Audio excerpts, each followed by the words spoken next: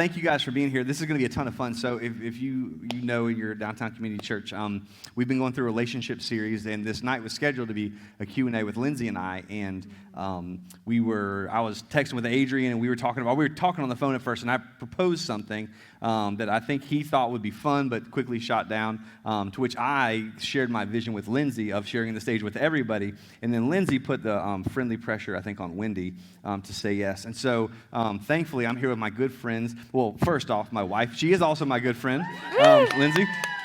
You guys heard her this morning. She crushed it. If you see, so if you haven't heard that, I would go back and listen to it. And then we've got Wendy Crawford.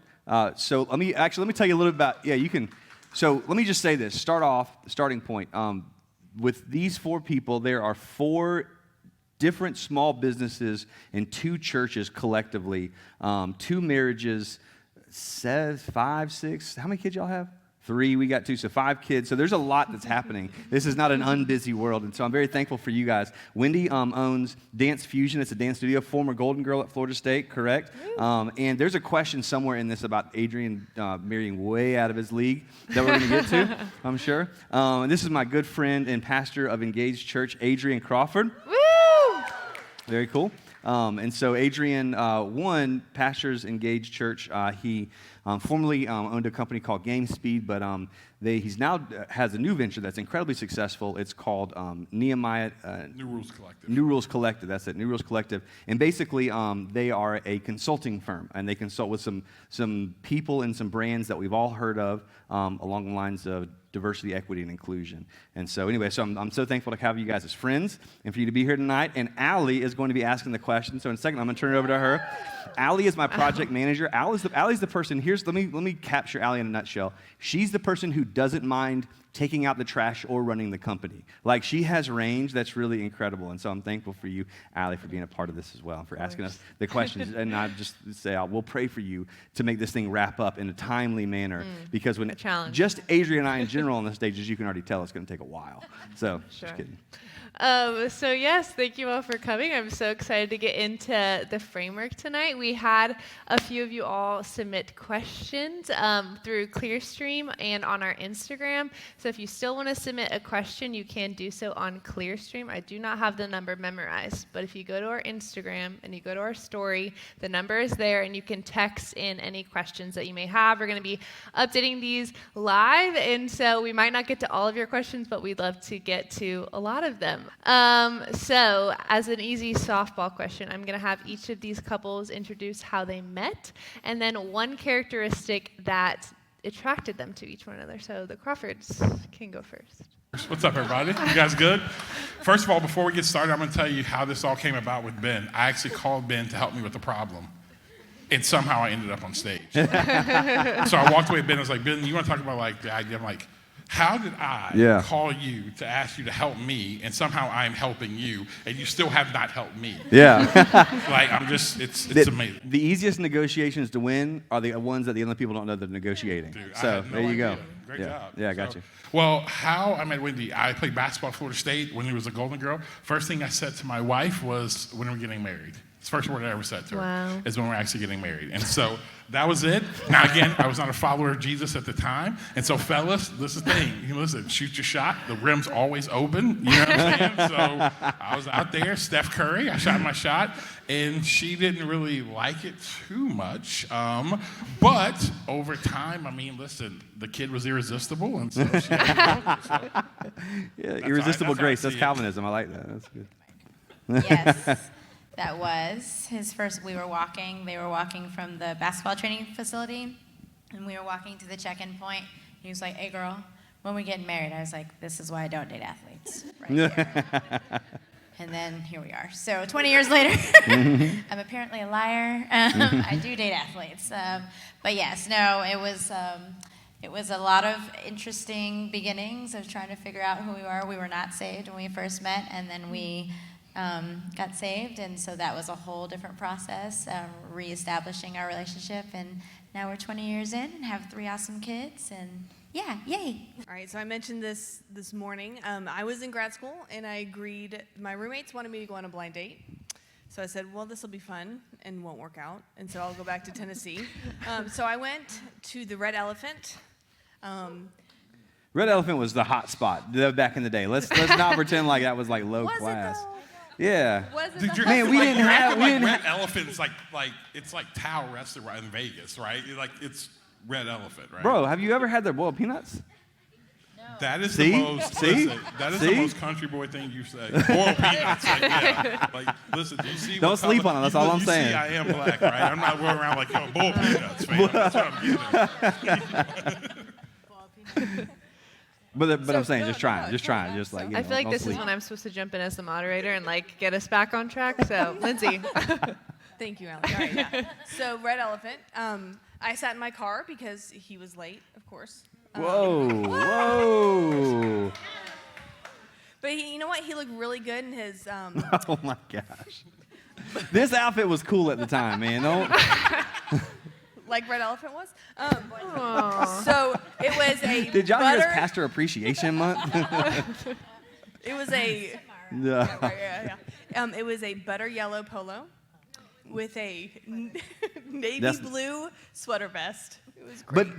But it was V-neck first off, and they were cool at the time. So, yeah. It's true. You look really good. Thanks, hon. Thanks. Yeah. Is that when you're part of a boy band? We just got doing the ba ba ba. Yeah, it was right after that. Ben being late, I always tell people, Ben, I'm like, there's part of you that must be like black or something. 'Cause Yeah. you are always, anyway, I'm sorry.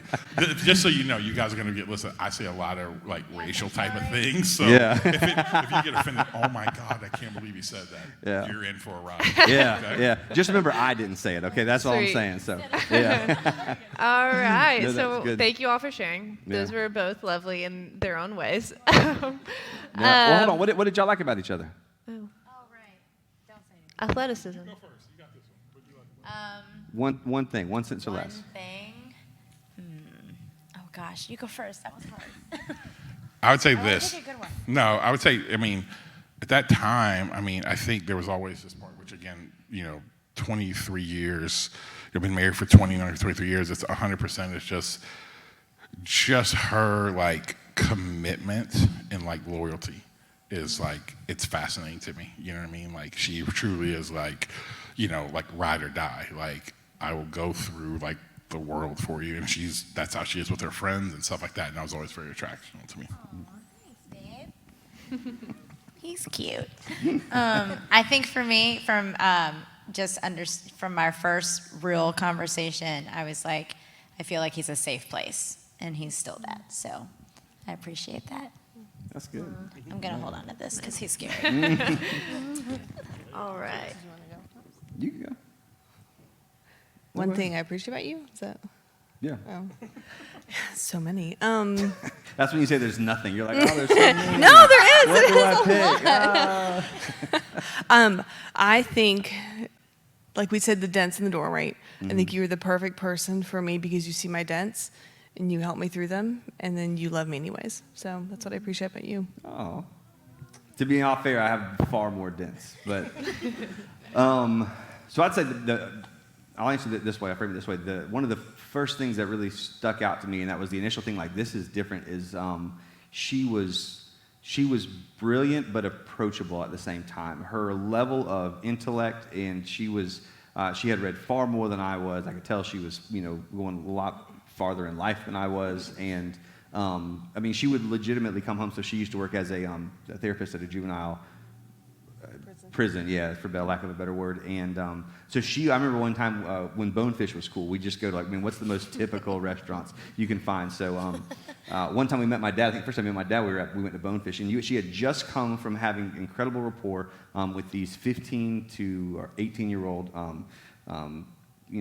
kids who had basically been incarcerated and having great sessions. Drove home, met us at Bonefish, and talked to my dad about like Stoyovsky or something like something. I was like, man, have y'all seen the Knowles play? Like that's all I got. But she could like handle, yeah. So she's correcting me on what the word is. So, anyways, so there was just incredible range, and it was just really, really, really different in a positive way. That was very cute. Good job, babe. Sure. Okay, so again, we're going to organize some of these questions in categories. So we're going to start with our single questions. So this question is, what if I'm in my late 20s, early 30s, and still haven't found the one? What would you advise them? I know we just talked about this. All right, we just talked about this. Okay. So we were 28 when we got married, and 25 when we met. So I don't know how you want to qualify late 20s. But I was the last of my friends, all my good friends, to get married. So I got to be in a lot of weddings. But in that time, I think I really just decided, I don't want to waste my life. I'm going to use what I can and what I can be as single, and kind of live it to the fullest. So I, lived in Australia. I went to Europe. I went to this place called L'Abri, which is in England, for a couple weeks. So I just and then I moved down here. So I really took the time that I had and was like, one day I'm not going to be able to do this. And so I'm going to do whatever I want to do as a single person, because I know that hopefully it will be, have an end. And even if it doesn't, I'm not going to just sit and just wait to meet somebody. I'm actually going to go live my life and have some fun adventures. So that's me. Yeah, put it just a little bit differently.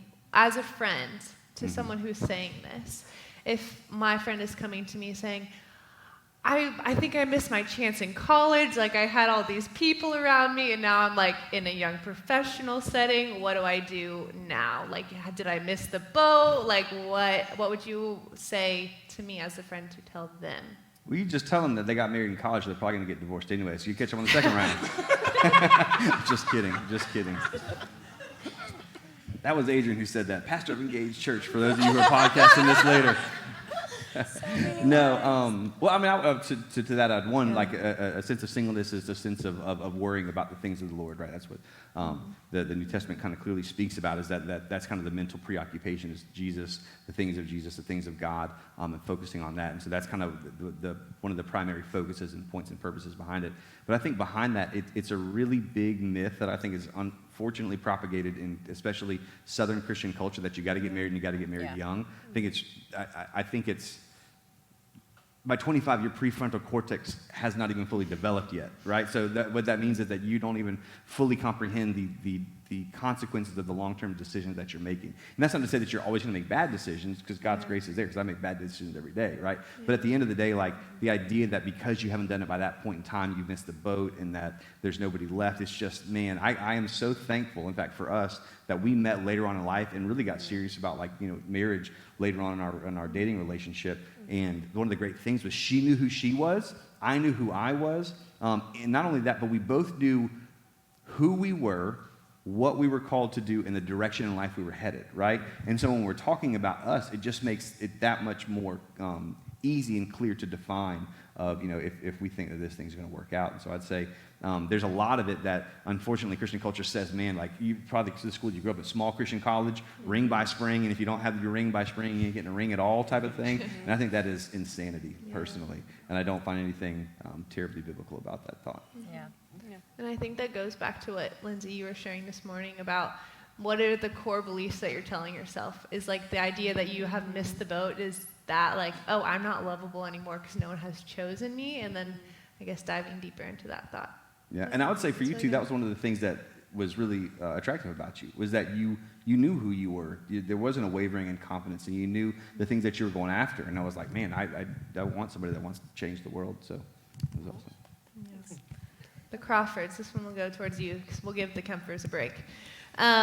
This question is, in my singleness, 1, what are some things that are okay for me to walk into a relationship struggling?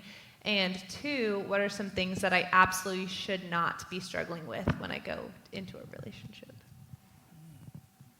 So what are some areas that are okay to struggle, and what are some areas that big red flags, no-goes? I like how y'all got the hard ones. I know, right? Yeah. Right. Intentional. I think starting off with this point, I think having a proper view of biblically this idea and thought of marriage, like this idea that the one it's rom-com American, just stupid, doesn't exist. Because, and again, I know I'm sounding very loving and caring, I am a really nice guy, but the reason why I see so many people get spun out in Christian culture because of this because we get spun out because like, oh, who's the one? So let's play that out. What if somebody else just happens to mess up and take your one? Like the world blows up, right? Like there's no such thing. Wendy is the one for me because I chose her and she chose me. And I think so many times we live in kind of this romanticized world. So I would say first having a proper view. I think the second thing is having the right view of this is that no human being will ever complete you. And you have to be honest with yourself. You have to be willing to look yourself in the mirror and say, okay, why do I want to be married so bad? Why do I want to be in a relationship so bad? If what's constantly screaming to you when you ask that question, it's like, man, I feel like I am. I feel like I'm not accepted. I'm not lovable. It's out of a past, whatever. What you're going to do is go in there and you're going to look for someone to fill the hole in your soul that only Jesus was meant to fill. That doesn't mean you're going to be perfect either, right? Like when we came together, we were not like fully what we are now and where we're going to be 20 years from now. But you can't go in thinking someone's going to do that, because here's what's going to happen. People will hurt you. My theology is this: people suck. Jesus is awesome. That's good like theology. that's it's simple. People like because people will fail you. You know how many times I have failed her? How many times she has failed me? But we made a commitment to keep choosing each other. And if you don't understand that, what you'll do is you'll constantly look for someone to do that. And when they don't do that, now what? What happens now what? And again, it messes up a lot of people through their process. And so that's what I would tell you. I would say first, have the proper view. And then second is that when there's giant holes in your soul, like don't jump into a relationship. But you have to, be honest with yourself. That's the biggest thing I can tell you. That's probably to sum it all up. Really be truthful and be honest with yourself. I thought that was great. Sweet. All right. Kempers, do you have anything to add to that? What are some things that you can walk into a relationship struggling with, and what are some big red flags? You're the therapist here. I feel like that's like your domain. Red flags. If this person has left you open on Snapchat, red flag. Yeah. Just delete Snapchat. There's a lot. Delete I would it. say. Just delete Snapchat. There's a lot I would say if the other person would be red flags, but me personally, Yeah. red flags. I'd agree. I mean, I just think in general, if you operate continually have a deficiency, then it's going to be really tough for that other person to be sufficient for your deficiency because they were never meant to be, and it's going to continue to create a culture of toxicity in a relationship. And so you're never probably going to be 100% perfect at that, right? But there's a difference between like perfect and like what's your batting average. And please listen, ladies, I just want to tell you this. Don't think you're that special, or dudes, you're that special, you're going to win them to Jesus. You are not God. There's one. And so that's what we'll do. So you got to be real. He kind of posted a biblical picture. Or you know what? Listen, she had that. Did you see him on Easter? Did you see him on Insta? Did you see her on Insta with the swimsuit pic and Ephesians 4:12 underneath it? I'm like, yeah, because that had a lot to do with that. You know what I'm saying? Dude, she loves Jesus. I'm like, clothed with strength and beauty. I don't think that's clothed. Clothed in humility. Word. Well, that kind of leads into our next question. Really? So, we're just going to transition. So now we're going to move into the dating phase. So if you are dating someone who doesn't truly follow Jesus, should you evangelize to them or break up with them? Break up. Run. No. I want to hear. That was supposed to be in my head. No, I think what's hard is, again, it's what he said there. You get caught up in the initial stages of the possibility of being in a relationship. You're excited to be in that, and we don't realize how easy it is to overlook the very glaring things. You will make more excuses for them than you will be truthful with yourself. And so I say run jokingly, but truly, if you guys aren't even at the very base of your relationship agreeing on that, you are inevitably setting yourself up for very hard things in the future, and you will look back and be like, I brought this on myself because I wanted what I wanted when I wanted it, instead of what God had for me and me waiting on His best. And so, run. Or if you don't run like me, you can just speed walk away. Can I ask a quick follow-up question to that? Because I think this is important, because I think this is one of those things where it's difficult because a lot of times, we really want to be in that relationship, right? There's like a level of attraction and maybe chemistry there, whatever it is. But from, I guess, more of a married perspective now, we know the Bible speaks clearly, don't be unequally yoked with unbelievers, which is inclusive of relationships, but not exclusive to only relationships. A lot of times we just narrow that down to a relationship verse. But now being married, thinking back about kind of mechanically, why is that important? Like functionally in marriage today, being married to someone who shares the value and the personhood of Jesus, why functionally is that important, do you think, for marriages to be successful, at least for y'all's or ours? That was a very classic Ben question. Yeah, can you say that more concisely? I can't. That's why I'm not a therapist. Ben, I got it. I got it, Ben. I got you. I got you. I thought y'all were sitting there like, man, that was a good question. Y'all were like, what is What did he say?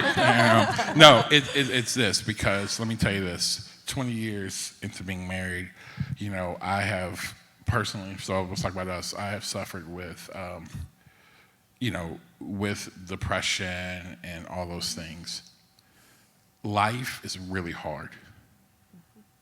When I marry someone, the first covenant we say did a wedding yesterday, they make a covenant with God first. Then they make it with each other. Because the covenant with God is what's going to hold you. Because there's times this covenant, you're going to mess up. And what I mean by, I'm not talking about like violating your marriage and infidelity, stuff like that, but I mean, you're going to hurt. So the thing that keeps you is something outside of yourself. And so if you don't have that, it's very easy to walk, especially in a culture that will tell you it's okay to walk. The more and more we get down the road, it is just, listen, it does not make you happy. Let me tell you this, Jesus does not exist to make you happy. He exists to transform you into the image of his son. And one of the greatest ways that he can do that is in relationship. You know how you learn unconditional love? Is when the person you're laying next to right now, you don't want to love them, but you still have to. Yeah. When you don't want to give them grace. When she has to live with the fact if she, in moments, didn't know if I was going to put a gun in my mouth and kill myself. But she stayed. She's more like Jesus. I joke, we've got 3 children, and any mothers in this room realize this, that changes you in so many different ways. I read it one time, like the guy said, and it's been true. I've been married to 4 different women, and it's the same woman. And what I mean by that is this: she has changed, she's matured, she's grown. We've got kids, we're different. But that's what keeps you. So being equally yoked is so important because it'll keep you there. Because life is going to get hard. And it has to be something outside of yourself that keeps you in it. That's really good. You talk about conflict and how naturally in relationship you will have conflict. And this kind of goes back to... Can I add one more thing to that real quick, Allie? I'm sorry. Get this guy off the Ben, let's stage. go. I was thinking, should I? Okay, it's my church. I'll do it. It'll be super quick. One of the things you don't... So, I'm going to project into this situation, or this question. More often than not, it's a girl who knows Jesus and a guy who's questionable, right? You want to make one of the most difficult hurdles for your kid to love Jesus, marry someone who doesn't and expect your kids to. It is functionally, we don't think about that, right? We don't think about our kids when we're getting married, but especially a father who doesn't know Jesus is not insurmountable. That's a lot of our testimony, it's a lot of our story, but it makes it incredibly difficult because that puts the child in the position to say, I think I know better than my father, and that's just a difficult ask for a kid.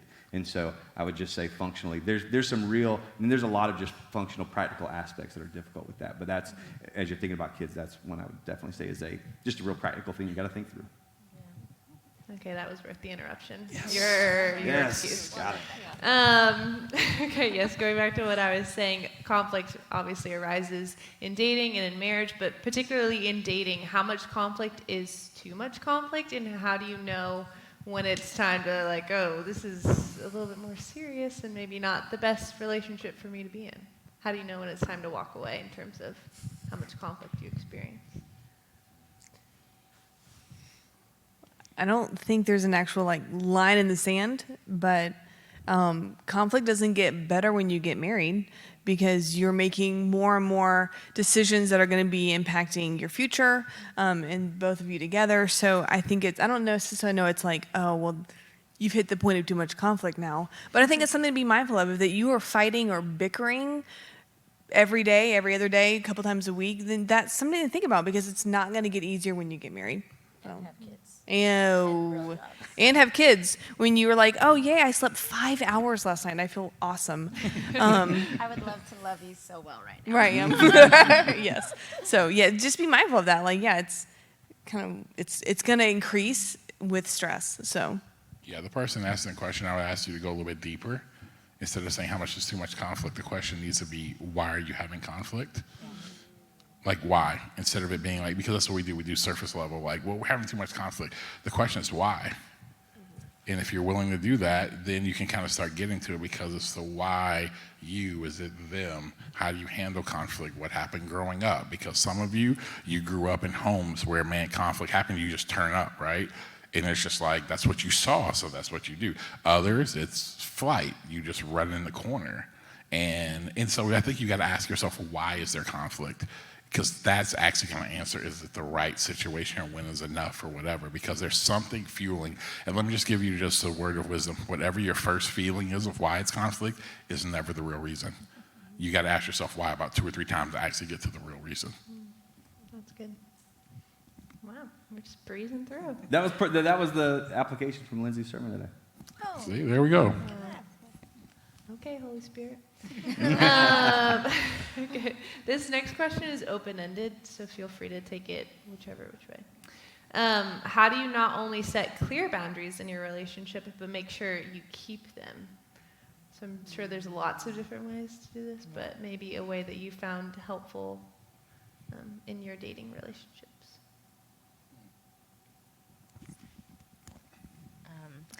I think one of the biggest challenges is if you try to set them while you're in the middle of things. So setting them prior, before you even meet said person, would be great. Because as you meet said person, you're like, oh, well, maybe this instead of that. They'll change easily. So I think having an idea of that before you even get going would be amazing. And then I think obviously accountability is huge. Then it's not just left to you, and you just know that you're going to do better in some seasons than you will in others. And so I know that was super great for us. We had a net of the people who mentored us, our friends, everybody, knew what we were trying to do and how we were trying to walk. Once we were, solidified as this is where we're heading. So that was really helpful to be able to have that. Yeah, that's good. I'd say setting up places of accountability and transparency, like Wendy's talking about, when you're healthy, because it's really difficult to ask for that when you're not. Right. And so doing it in advance. And I'd also say whatever your boundary is, obviously clarity on that. And I would say whatever that is, back it up like 2 steps. Because what we inevitably do in relationships is whatever that boundary is, we're just going to run up against it as quick as we can justify it, right? And so if I actually make the boundary as far as I'm willing to go, then at some point I'm going to keep pushing, and it's probably going to, give way. But giving what I would consider a guardrail gives you room for accountability, right? Because up until that point, but then, and then you kind of go through whatever that boundary is, and now you have to get accountability for it. Now you're trying to take it back instead of building in margin, I think, in that. And so I would say whatever your boundary is that we really don't want to cross this, take it a couple steps back from that, and then make that decision on having the accountability there, so it gives you room for error. Yeah. And Lindsay, being the therapist in the room, what would you say to emotional boundaries for a person that is going into a dating relationship, setting up emotional boundaries, and what that would look like? Well, funny you should ask that. I do this a lot with clients. It looks like a kind of a bullseye, and we talk about the layers of relationships. So the people that are in the middle are your kind of closest ride or die people, and then as you progress out, it's slowly going to be like good friends and acquaintances, and then maybe coworkers. And so I think natural emotional boundaries should follow those circles. So when you date somebody, first date, they're on the outside of that circle, and then as you slowly get to know each other, they move into that circle. And so the emotional boundaries of how much do you share with that person? And it shouldn't be too fast, but it should have some kind of parameters of this is where I'm going to let you in, and we're going to build up trust and that kind of equal relationship. And so I'm kind of progressing inward. So That's good. That's a good visual. Can I say one thing about that? This is really important, especially in Christian church context. Many of you guys make decisions to not physically cross boundaries, but you emotionally do it all the time. I tell people all the time, you're emotional whores. Like you are. No, don't be sorry about that. Like you really are this. Because here's what happens. Because you cross so many, because here's what we do. I see it with Christian dudes, and literally as a father of 2 girls, I literally want to put my hands on you, because here's what you do. You won't physically, I'm not going to do it, but what you do is you play into Christian girls' emotions, and you go from, I'm not sleeping with anybody, so you justify it, but in the depths of your heart, it is broken what you're doing, because what you're trying to see, do I still kind of have it? I'm not going to sleep with you, but emotionally, can I pull you along? And some of you allow guys to pull you along, and some of you girls, you do that, we're not doing this, but, and you just do this, because here's the thing, getting married is just not the fact that like, it's great. You get married, then man, yes, if you're honoring God, you finally, you get to sleep together. But the beauty of coming together is now there's parts of you emotionally, you actually get to share with that person. See, there's certain things I think we let people in on emotionally that is never supposed to be until you have a covenant with someone. And I think that's really important, because what we can do is we live there, and I see it a lot, and then we're wondering why we're turned upside down. You're made up of body, soul, and spirit. You have emotions, all right? That's why the whole lie in today's culture, you can just, and again, in a hookup culture that we're living in right now, that we're just, we're just these like flesh things walking around, and just sex is just these, just the bumping up of just 2 pieces of flesh. It's not. You can't just turn off your emotions. Like seriously, I know, Ben, sorry. You just can't you just can't turn off your emotions. Let's be real. We just don't do it. Get out of here. You can't do that, because you're made up of more than that. That's why you leave the person and you end up keying their car. Or acting crazy. Why? Because you're emotionally tied to that person. So make sure you guard that. Sorry. I love all of you. You're awesome. There's no one in this room. It's all the people who will listen to it on a podcast. Yeah. That's you. These are kind of as it relates to more boundaries, but what are some things that I shouldn't compromise on in somebody that I date, and what's kind of that line that you guys made or would recommend making in terms of like physical touch and sex in relationships? I know we're talking about this last week or next week at church, so kind of a bit of a prequel. Well, I'd say part of it, I think Adrian hit it on the head. So typically in a relationship, this isn't 100%, but typically the physical, the guy will use the emotion to get physical intimacy. The girl will use physical intimacy to get the emotion, right? Which is, I think, part of the power of what Adrian's saying, like the emotional connection, especially from guys to girls, kind of how we feed into that. We're going to get into it some next Sunday, but I would say there's a couple things. One is I would recommend, and actually Albertson was telling me about this, no physical touch for 3 months, and there's a really specific reason, and there's really strong chemical things that happen, especially in ladies' brains when there's physical touch. We're actually going to walk through some of like the science behind, like not just God says this is what you ought to do, and so I'd say that's a really good one. And what was the question again? It was kind of my ADHD. combined. I'm like, it was too combined. Yeah. I pulled a U and I just combined a bunch of questions. I said, what are things that I shouldn't compromise on in somebody that I date? That was part 1. And then what is the line when dealing with physical touch and sex while dating? I think some of it just, again, it comes back to this. You have to be willing to be honest with yourself. That's like, you can't look at someone else. You have to look at yourself. So here's an example. The last year of us being together, or being like when we were getting engaged, whatever, we didn't kiss. Here's why. I just wanted to get across the finish line. Dude, I was just trying to win. You know what I'm saying? I was just honest. I'm like, nope, not going to happen. Like literally the week leading up to us getting married, I'm like, nope, don't talk to me, don't touch me, don't do anything, all right? Don't even text me. Yeah, don't you know what I'm saying? Like nothing. Because why? You have to be honest. So you have to know yourself. Like, and ladies, let me tell you this, like for guys, like, it may not be a thing for you, but it may be a thing for them. And you have to be very honest with yourself. I think so many times we lie and we think we're not Christian enough. if we have like, yo, I can't even hold your hand. Well, hold on now. Like, no, like you just have to be honest. And I think if you're honest, then your boundaries build out of your honesty and being truthful. Yeah. One thing I'd say too about not compromising on, and this is one of the things I think is really important, is an area of compromise that I see that's not necessarily obvious on the surface is, and we were clear about this. In fact, I have a lot more difficult things to live with than Lindsay does. Most of the times it's like, if she's frustrated with me, I'm like, I'm sorry. And she's like, well, what did I do? And I'm like, you got frustrated with me. That's the only thing I want you to change is not be as frustrated with me when I do. Forget the question for the 17th time, right? But the thing I would say is one thing to not compromise on is being honest with yourself. Don't overlook the fact that we have the potential to marry who we want the person to be and not who they actually are. Yeah. And Lindsay and I had multiple conversations of like, hey, like if I never change, like if I never you can't, because you're not marrying me. You're marrying who you want me to be. Yeah. And I want you to love me for me. If I never get better, if I never change, and I will go to my grave trying to become a better person. But I would say if you feel like you are pursuing this person or y'all are dating or y'all are engaged, whatever it is, and the success of the relationship depends on them changing.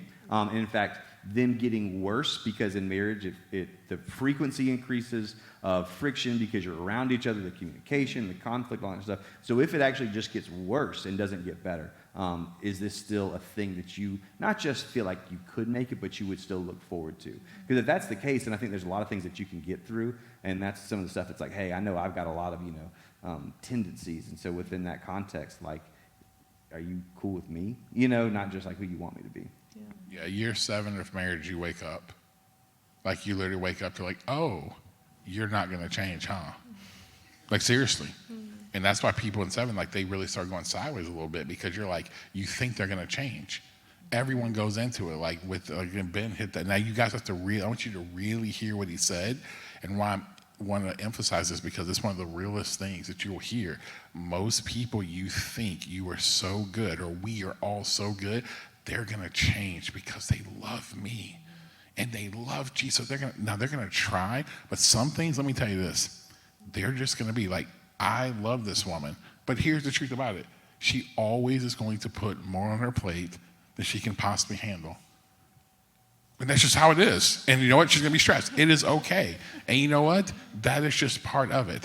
And there's, so many of my things. But again, you just wake up, and it's important to understand that because I think if you don't, you're going to always think that. And then when they don't do it, you're like, oh, man, I'm here. What do I do? Don't think you're going to change them. That's good. This kind of talks about what those conversations that you had leading up to engagement. Is there any conversations that you wish you would have had before getting engaged, before getting married, that you feel like would have been really beneficial to your marriage? Can we also say any ones that you did have you felt like were beneficial? Yeah. Okay. We had a lot of conversations. I think a big one that you don't think about is children, right? Of like, how are you going to discipline your children? How are you going to raise your children? What are will they believe in Santa or not? That was a conversation we had. So I think Santa's real, for the record. Yeah. Right. Go ahead. Pretty kids listen to the podcast. Yeah, obviously. And then another big one is finances. Have the finance conversation, right? Because Ben loves to spend money, and I'm like, no, don't buy from Amazon again. My clean shoes as I sit on stage. Right. Yeah. Just Amazon Prime everything, Ben. Stop. Yeah. But yeah, I think the big one, finances, right? How are you going to spend your money? How are you going to save your money? How much are you going to spend on Amazon? Right? They're all good conversations. One of the things, too, that we had that I thought was a beneficial conversation, this is just for anybody that's pursuing ministry. We had a really intentional conversation. I've had a couple of really intentional conversations to the point where I felt like you didn't think that I believed you, but I just really wanted to make sure. I felt like God had a place of calling on my life. And so the question was, it wasn't, are you okay with me being in ministry? Do you support me being in ministry, but do you look forward to that? And the reason that was important to me is because I had seen people who, the demand of ministry is real, like it just is. Like most times when you see me, the reason that you see me and not us is because she is taking my load of our family so I can be here with you. In fact, every Sunday night, that's why I'm here, is because of her. And not everybody sees that, and if you don't look forward to that, and you're just okay and supportive, eventually support erodes, and it becomes frustration leads to resentment, and resentment leads to a lot of really difficult issues. And so we had a couple of really intentional conversations going into it of saying, hey, are you sure that you're in for this type of thing? I would say I wish that, one, the finance thing was 100%, because literally we did this test before, and compatibility was 0. 100% was a 0. And literally the 0 was because it was like, and it was me. You know what I mean? Because I'm like, I just spend money. No one really ever taught me about money. I can make money, but I'll spend money. And Wendy is over here, like Scrooge McDuck. If you ever watch those show DuckTales, she's hiding gold coins somewhere. So if something ever happened, she's probably got Bitcoin somewhere I don't even know about. But she just does. And so I'm super thankful for it. But I also say I wish the conversation we would have had, we both got, really, saved in a very, charismatic expression, and in the fact of like people working. Because we grew up in a world where, like, hey, if you were a Christian and you were a mother, you stayed at home with the kids, you homeschooled. That was kind of the culture we grew up in. And I realized, not knowing, for years I suffocated Wendy because I was trying to get her to fit into this box, until I began to realize Ephesians 5, husbands, lay down your life for your wife is Christ, lay down his life for the church, give himself up for her. The best way I've ever heard it said was that my job as a husband is to present the best Wendy Crawford to the world. Mm-hmm. And what that means is that she has a call in her life. She runs an incredibly successful business. She does these things, and my responsibility was like, man, I'm a go-getter, just run and go chase. I had a mother who's a stay-at-home mom, and deep in my heart, I didn't mean to do this, but that's really what I wanted Wendy to be, but it was never who God designed her to be. And it took a long time. And that's one of the things, you go back, I regret that, because it was a lot of suffocation. So that's why I tell our church all the time, you get me, you don't get her. Because it's not even biblical. Like, the pastor's wife has to do this. Says who?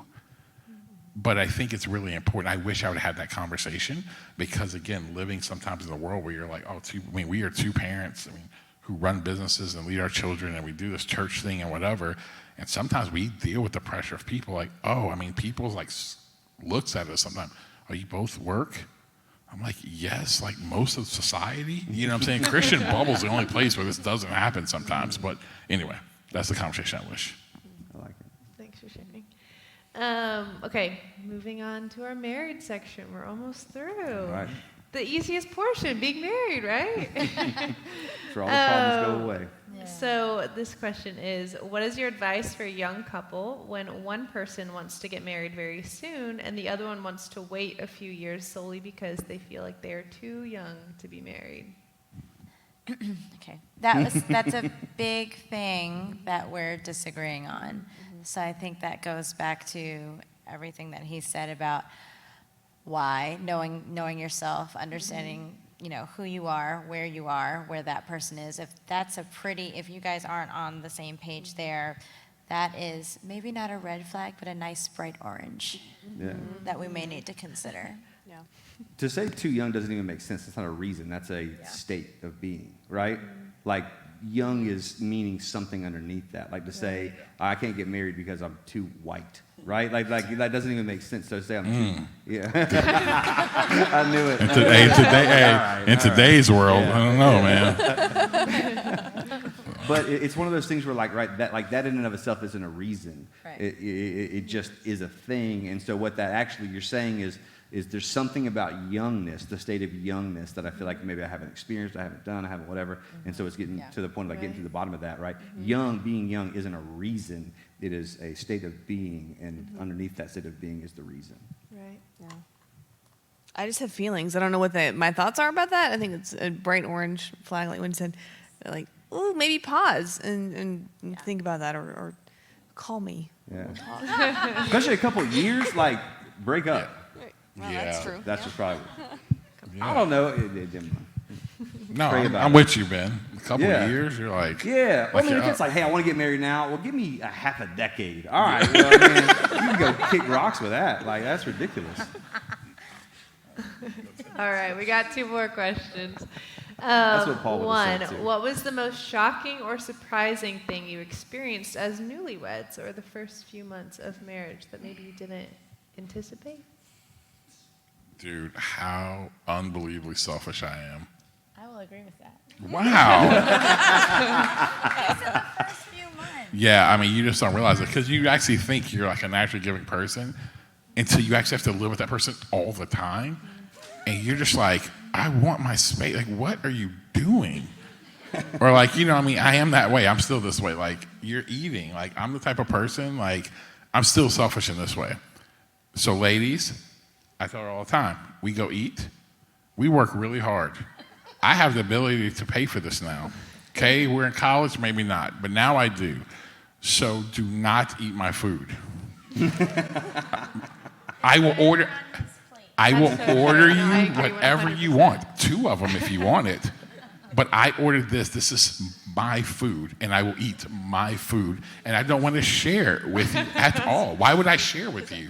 Because it makes us be more. No, it's not that we're more in love. No, I want to eat my food. You want to get us in conflict, eat my food.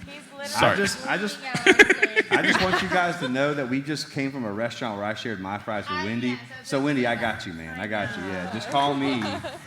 There we go. Fixing. Hey, just like in today's world, the white guy coming to the rescue, right? I'm just like, somebody had to save the day, Somebody had to save the day, right? All lives matter. And I'm just Give me the mic. I'm sorry. Rewind that and delete that. Our first year of marriage was fun. Ben had just stopped being homeless, so he was showering. Showers are so That good. was really, he didn't smell homeless anymore, so it was really fun. I just set the bar. My life's motto was set the bar real low. And like, man, it's just so easy to exceed expectations. We were making no money, like negative money. We were paying people to work, yeah. Ben started the church the month we got married, and so he lost his income and was making nothing. Because tithe back in the day was like $30, no joke. Well, now it's like 50, so. Right. So we're good. We're good now. I don't know. I think because we were. How old were y'all when y'all got married? I was 22. Okay. That's incorrect. No, it's 22. You're 24. Right? I had Jalen at 25. It's not possible. Did you? So we're good up here. We are very unaware of our ages. I actually don't remember either, but we're both wrong. So we'll do the math later, and we'll send you a memo via text. But no, but we were younger. Okay. Yeah, we were younger because we had Jay. I was around 25. So we waited about 4 years before we had him. So. Oh really? Mm-hmm. Okay. Because I think the fact that we were a little bit older also made it a little bit we were easier. older, so. Yeah, I mean, occasionally we'd have like our homeless buddies over, but other than that, first year was fun. So That's not a joke either. that's not a joke. That's not a joke. Yeah. No. One of the most to be honest, I'll pause and say this. Everybody's experience in marriage is different, right? And so there's just so much. When Lindsay and I did our premarital, our top 3 levels of compatibility were spirituality, communication, and conflict resolution. So we have Jesus in common first and foremost. We communicate well, and when we don't communicate well and we have conflict, we resolve it quickly and easily. Mostly because she's the therapist, right? And so with those 3 things, He draws pictures for me. It's yeah, she's like, tell me how you feel. I'm like, I don't know how I feel. I can't label it. Well, Give me draw that it. red crayon.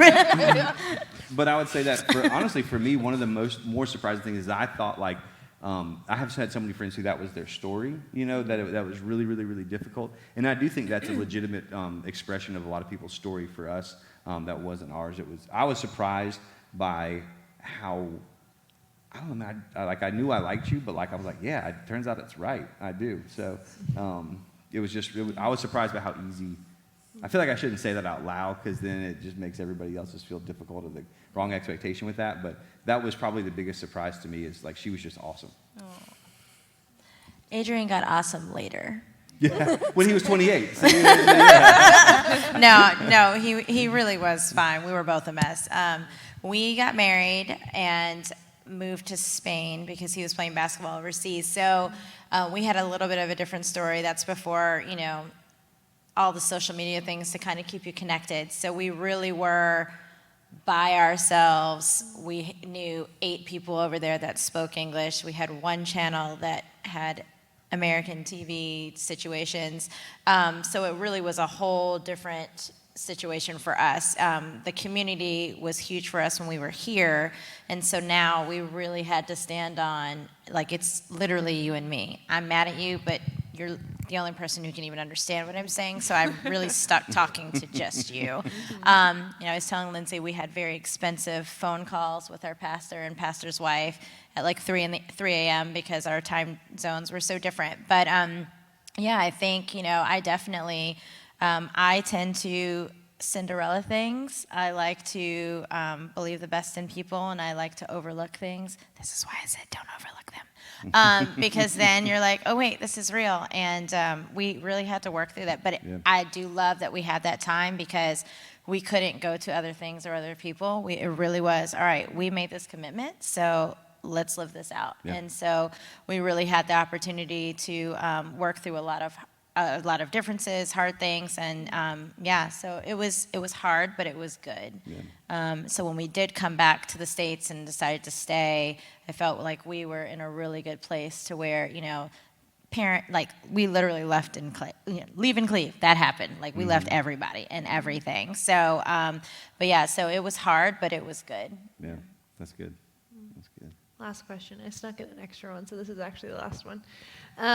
Is how do you not idolize one another in a marriage above God, with him being primary counselor and comforter, when you obviously have your spouse who it's easy to run and turn to when life gets hard and tricky and difficult? It's a lot easier when they don't share your fries. That's it. That's why I love Wendy.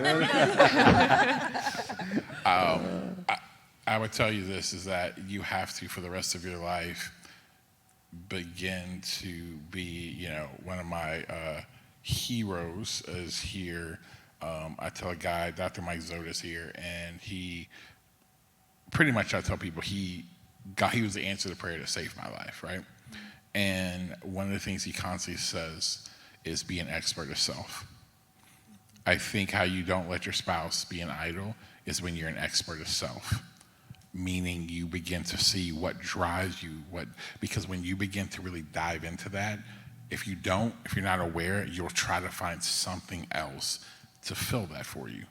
And so it's the constant work of allowing the gospel to get to the basement of my soul. Most people never allow the gospel to ever get to real issues. We quote scriptures like they're a pagan mantra sometimes. They don't affect, just don't be mad, don't be mad, don't be mad, and you start quoting, love, joy, peace, patience, kindness, goodness, gentleness, self-control, it's fruits of the spirit. I have them, and you do that, but then it's like, but why are you mad? Like, why are you mad? Always remember this. One of the first things I ever learned sitting in Doc's office, Genesis 3, and this will help you in marriage. Adam and Eve, where are you? Did you really think God didn't know where they were at? He wanted them to know, do you know where you're at now that what you've done? And that has been the journey for most humans. They have no idea. It's head and heart are disconnected, and they have no idea where they are. And so the constant thing you have to ask is, where are you? You know what I'm saying? It's being fully who you are and learning how to do that with someone else. And so when you do that, and you do the emotional work, and you allow the gospel to get there, it'll change you, and it'll allow your spouse to love them and care for them, but to have the proper position in your life. Because as soon as they don't, they'll get elevated.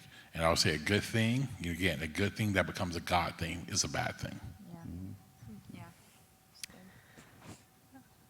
That was good. I was about to say, I was like, well, that was good. Okay, write that down. I also say not idolizing your spouse starts when you're single. Because you've got to build that relationship with the Lord and prioritize that. That's going to continue in dating. Because you don't just get married and are like, oh, I don't idolize you anymore. I'm great. It starts when you're single. And that's why taking advantage of the time that you have when you're single is so important. Because if you're going to sit around and wait for your spouse to come, then you're going to idolize them because they're already an idol in your life when you're single. Yeah, that's good. On the front row. It's like, ooh. Yeah. Of course I have stuff to add. I would say, one, so part of the question was so that they don't feel read the question again for me. There's a couple particular nuances. Yes. How do you not idolize one another in marriage above God, with God being the primary counselor and comforter in our I don't see why that person couldn't be the conduit through which God works to comfort and counsel, right? So I don't think that those are in diametric opposition to one another. And so I'd one challenge the assumption that your spouse can't comfort and guide, right? And that's only a place that God can do. I think that's a primary place that it ultimately comes from God, but it can come through your spouse. And I think the biggest way that you don't idolize your spouse too is like you just magnify God, right? So that's a big part of it. Like Lindsay, and I've told her, I was like, man, I hope you don't die, because I would survive without her, but it wouldn't be good. Like and she's just she's awesome, right? I mean that finding someone who I can fully trust and fully know, and who loves me, cares about me, and all my strengths and my weaknesses that are just as strong as my strengths, and still chooses me, it's incredible, right? And as incredible as that is, the Bible Isaiah clearly says, he sits enthroned above the circles of the earth, and the people are like grasshoppers, right? He counts the stars in the sky and then calls them each by name, right? And a God who so loves me, who's so incredible, that if they were to compare me to him, I would be more like a grasshopper than a human being, right? And the God who would send his son to die for not just a grasshopper, but like an annoying freaking grasshopper, right? Like the one that's continually chirping and you're like, shut up, you're a grasshopper, right? Like I wouldn't give my kid to die I would die for my kid, right? But to give my kid to die for a grasshopper, like that, to some degree, I'm like, that's just irresponsible, right? But that God dying for me, the more I'm aware, kind of the way Adrian's saying, like the roots of the gospel in our life has a component of it that's a magnification of God. And I think part of it is just like, man, seeing God in his greatness, his grandeur, and his glory. He sits enthroned above the circles of the earth. It just puts everything in its right posture. That's good. Real quick, can I do something real quick? I do want to say this because I want to pray for you, because most of you guys sitting in this room, you're all Gen Z, you're young, and let me just tell you this. I say some super difficult things, but I want you to know, here's the thing. Like, I so believe in your generation. Boomers, Gen X, we screwed it up. Millennials, they think they're good, they're really not. But you guys, though, Gen Z, most of you in there, you will really, really have an opportunity. And let me tell you this, you are facing one of the most difficult times to be alive, especially if you're actually trying to serve Jesus and honor Jesus in a world that tells you, man, like, listen, when we came up, it was seen like when we were like, oh, we're waiting to have sex until we get married. Like, even though people were like, okay, that's like, they were like, man, that they saw that as an honorable thing. In today's culture, that is not seen as honorable. It's actually seen as the complete opposite. And so I want to encourage you, the fact that you're sitting in this room tonight, willing to come here to hear people talk about marriage and relationship, I want to commend you for being here, but I also want to pray for you because it's really hard. I don't say this because it's easy for you. It is really hard. And I wish I could tell you it's going to get easier. It will not. We are living in the wake of replacing lies we have lies, and that's what we live in, especially when it comes to relationship. And so, but I do want to tell you, these steps that you guys make right now, as a single person or as a personal relationship, I believe right now, it's one of the greatest evangelistic tools you will have for the gospel and for Jesus. Because let me tell you this, when you do it, listen, we're seeing the wake of what happens when people live however they want to live. And when you honor God, there's something about that. And so what I want to do, if it's okay, before we close, is just to pray for you guys, because I know how hard it is. I want to say this, I can have empathy for you, but to be in your shoes in this generation, it is really difficult. And I commend every last one of you from actually being in this room tonight, wanting to learn that. So if you don't mind, I would love to pray for you guys tonight. So Jesus, we thank you. God, I thank you for every person that's in this room. And God, we all have stories. There's real pain in this room, God. There's real, real pain. God, I hope tonight, as we talk very clear, I hope in no way does anyone walk out of here with the lie of shame. I pray, God, right now for some, there's real real trauma that happened. I pray right now, Holy Spirit, for you to come and for you to begin to heal them. God, I believe that the prayer of a righteous man or woman is powerful and effective. God, we are righteous because you, Jesus, imputed righteousness to us. This is not our behavior, it's you. So God, I know the prayers that we're praying right now are powerful and effective because Jesus of who you are. So in Jesus' name, I pray for healing. I pray for those who've lived in shame. I pray for those right now who don't have hope, who you've put a dream in their heart, a desire in their heart to be married, and they feel like this is never going to happen. I pray that hope would arise. I pray for those right now who are on the edge of saying, man, I'm just not going to do this Jesus thing anymore. I'm not going to live this way anymore.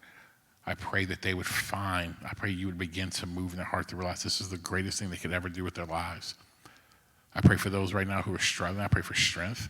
I pray for those who are living right now in ways that don't honor you. I pray, God, that they would repent of their sin, but they would know they could turn to an unbelievable God, a compassionate, loving God. And Father, I pray that there be story upon story and testimony upon testimony of people in this room who decided to honor you and to love you, even in a difficult culture. And God, let all glory be given to you. We love you, we honor you. We can do these things and ask these things because of your son Jesus' blood spilled on that cross, but also his glorious resurrection. It's in Jesus' name we pray. And all God's people said, Amen. Amen.